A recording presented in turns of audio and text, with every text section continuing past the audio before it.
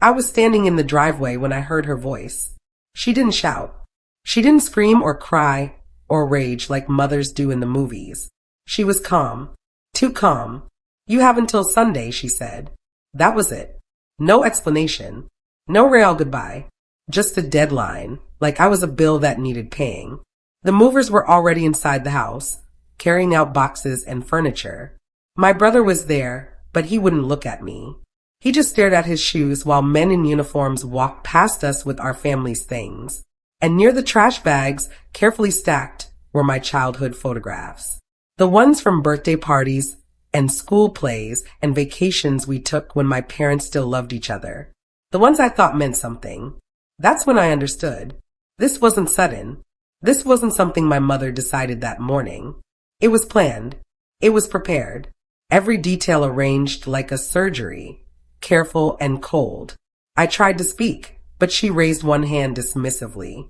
"Don't make this harder than it needs to be," she said. I left without crying. Driving away, I thought about the refinancing documents she'd asked me to organize weeks before. The way she had hovered while I scanned them. Something wasn't right. Within 2 days, the family version spread. I was unstable, ungrateful, financially draining. My brother posted a picture sitting in my old chair with the caption, "Fresh start." Like I was something dirty that needed cleaning away. I almost offended myself. I almost called family members and told them my side of the story. I almost posted something on social media to set the record straight. But instead, I sat in my small rental apartment and opened my banking history. Transfer after transfer. Month after month. All of them labeled mortgage help. Thousands of dollars over 3 years. Money I had worked for. Money I had trusted her to tell me the truth about. If I was such a burden, I thought, why did she need my money? I went to my computer and typed in the login information for the mortgage portal. She had given me those credentials years ago. The login still worked. My hands were shaking when I saw the numbers. The mortgage balance was higher than it had been the year before. Much higher.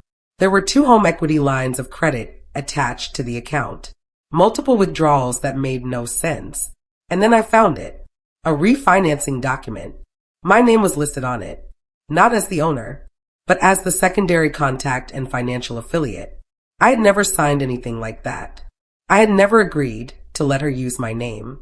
I had never given her permission to attach me to her financial life in that way. My pulse steadied. It didn't race like panic.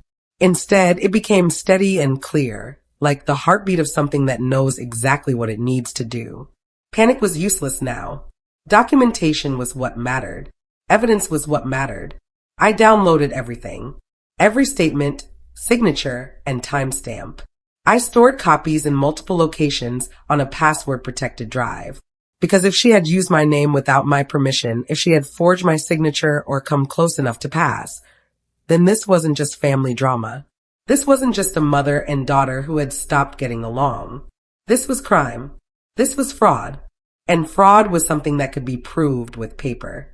I rented a small apartment across town. Every night, I built a spreadsheet documenting dates and amounts. Patterns formed. Every time she asked for temporary support, a week later she pulled money from the equity line. She wasn't struggling. She was leveraging. I didn't confront her. I didn't warn her or give her a chance to explain. I didn't call her on the phone or send her messages. Instead, I requested certified copies of the refinancing applications directly from the bank. I was professional about it. I was polite. I simply said I needed to verify some documentation attached to my name. When the documents arrived, I opened the envelope alone in my apartment. My stomach tightened. My printed name appeared on the paperwork. It was beneath a digital authorization signature. But the signature wasn't mine. The signature wasn't mine. It was close enough to pass casually, but it was a forgery. And there was more. Attached to those documents were income declarations written in my name. The numbers were inflated. The employment details were slightly altered. The version of me that existed on paper was better than the real version. She had improved me. She had made me more successful on the paperwork so that she could qualify for more money to borrow. I took photographs of everything. I scanned the documents. I stored copies in 3 separate places. And then I chose silence as my strategy. Silence and patience and documentation. No anger. No accusations. Just quiet, methodical truth gathering. A few weeks later, I attended Sunday dinner at my uncle's house. I showed up unannounced. When I walked in, the room froze. Everyone stopped talking. My mother looked at me and smiled, but it was the kind of smile that doesn't reach the eyes. "We were just talking about you," she said. I sat down calmly. No accusations. No defense of myself.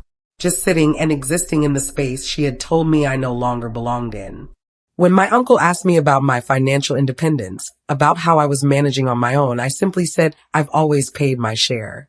My mother cut in quickly. "Not consistently." I nodded. "I have receipts." The table went quiet. The only sound was the air conditioning and the clink of silverware. My mother changed the subject quickly, talking about the weather and a show she had been watching. But I noticed something important in that moment. She wasn't worried about embarrassment. She was worried about exposure. She was worried about what I might have found. She was worried that I knew. I met with a friend from college who now worked in compliance auditing. I didn't dramatize the story or add emotion to it. I just showed him the documents. I laid them out in order and let the paper speak for itself. He didn't react emotionally. He was professional about it. He looked at the signatures, the dates, the income declarations, and the refinancing paperwork. "This is unauthorized representation," he said quietly, "and potentially fraud."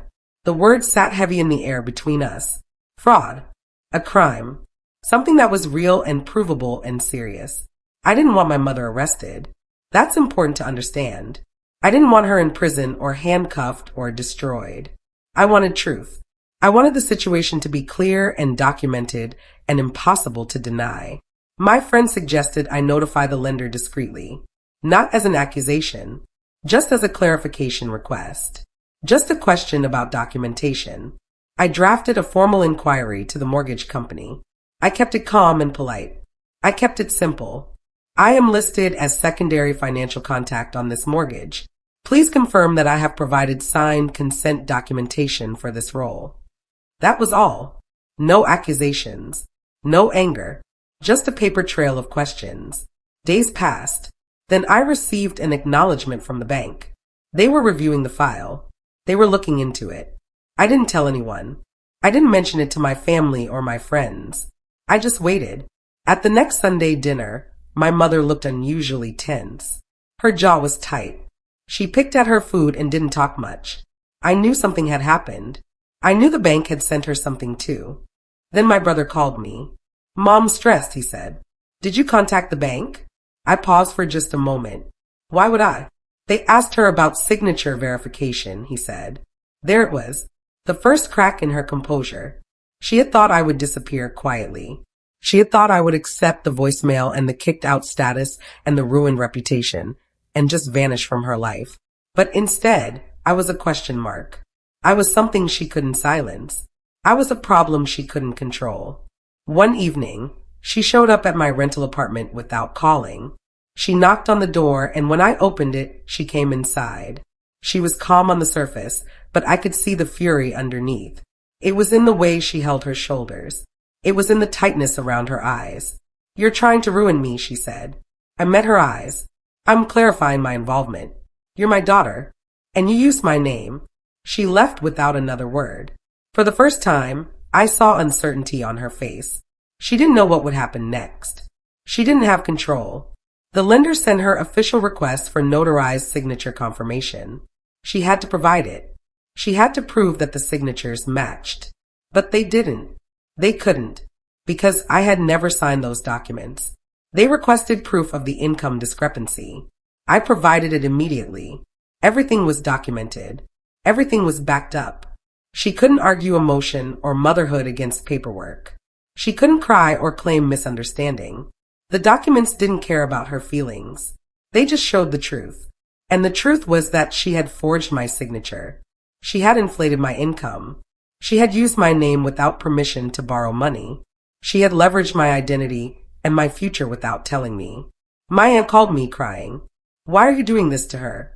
The phrasing was interesting. As if truth was violence. I responded gently, "I'm protecting myself." The equity line of credit was frozen. The bank put a hold on it pending their review of the fraudulent signatures. My brother panicked. He called my mother.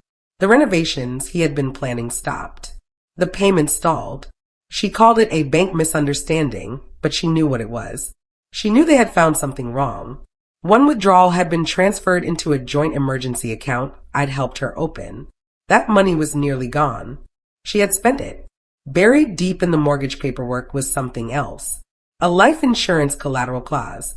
It was tied to the mortgage, and my name was listed as financial guarantor backup.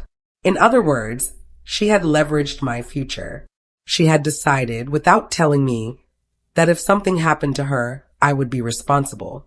I would be financially responsible for her debts. She had attached my future to her mortgage without my knowledge or consent. I submitted a formal affidavit. Calm, detailed, factual, no emotion, just evidence, just the words and the documents and the truth laid out in legal language. My mother received official notice of investigation. This time, she didn't call me. She called an attorney. The family began to divide. My uncle asked to see the documents. I showed him everything. All of it. He looked through the paperwork carefully. He didn't defend my mother. He just sighed. That's not a misunderstanding, he said quietly. The lender informed my mother that if the misrepresentation was confirmed, they might void the entire refinancing. That would mean immediate restructuring of the original debt. Or foreclosure. The house she had thrown me out of. The house she had told me I didn't deserve. That house could be lost. She called me. Her voice was shaking. I'll fix it, she said.